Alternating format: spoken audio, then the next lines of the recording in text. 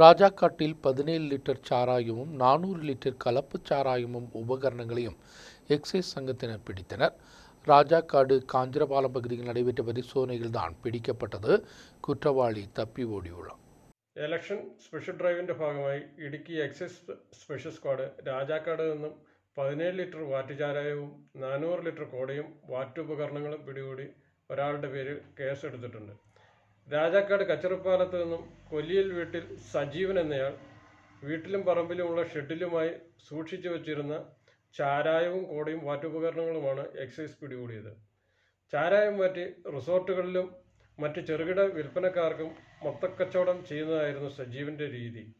ഇലക്ഷനോടനുബന്ധിച്ച് ഇയാൾ വൻതോതിൽ ചാരായം മാറ്റി വിൽപ്പന നടത്താൻ സാധ്യതയുണ്ടെന്ന് വിവരം ലഭിച്ചിരുന്നു. ഇടുക്കി ഡെപ്യൂട്ടി എക്സൈസ് കമ്മീഷണറുടെ നിർദ്ദേശപ്രകാരം എക്സൈസ് സ്പെഷ്യൽ സ്ക്വാഡ് സംഘം കുറച്ചു ദിവസങ്ങളായി ഇയാളെ നിരീക്ഷിച്ചു വരികയായിരുന്നു. എക്സൈസ് സംഘത്തെ കണ്ട് ഓടി രക്ഷപ്പെട്ട സജീവൻ ഇപ്പോൾ ഒളിവിലാണ്. സജീവനെ പിടികൂടാനും സഹായികളെ കണ്ടെത്തി കൂട്ടുപ്രതികളാക്കാനുമുള്ള നീക്കം നടന്നു വരുന്നു. ഇടുക്കി എക്സൈസ് സ്പെഷ്യൽ സ്ക്വാഡിലെ assistant excise inspector grade Shaji ജെയിംസിന്റെ നേതൃത്വത്തിൽ Thomas John, Alvin Jose, Justin P Joseph, Aswathy V, Sasi P K എന്നീ ഉദ്യോഗസ്ഥർ പങ്കെടുത്തു.